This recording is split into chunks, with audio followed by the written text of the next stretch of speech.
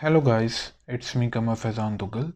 In this video, we'll prove that y 0 factorial is equal to 1. All we know that 0 factorial is equal to 1.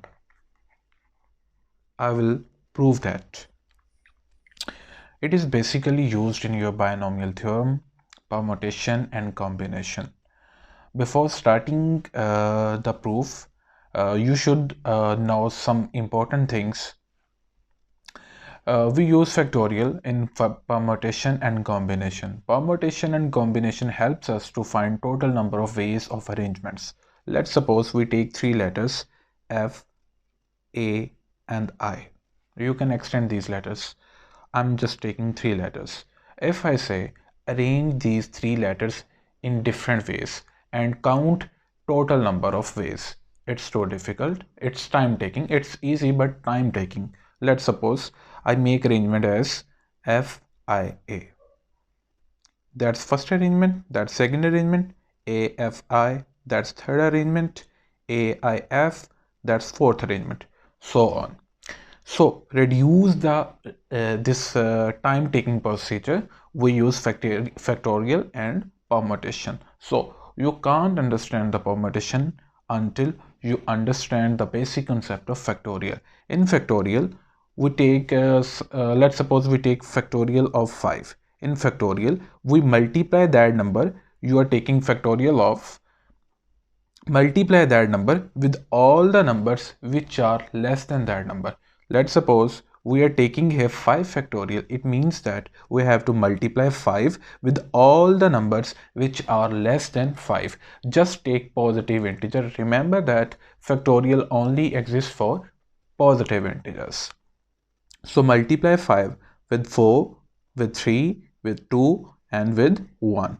Last integer is 1, not 0.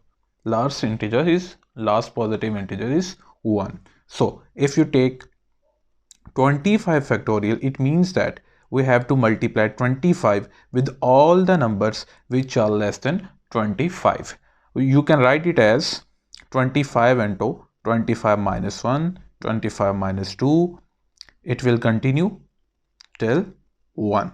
So we can write it in the form of n factorial as a general formula. We can write it as n factorial, the factorial of any number, any positive integer, n into n minus 1 into n minus 2 into keep decreasing one integer, n into n minus 1.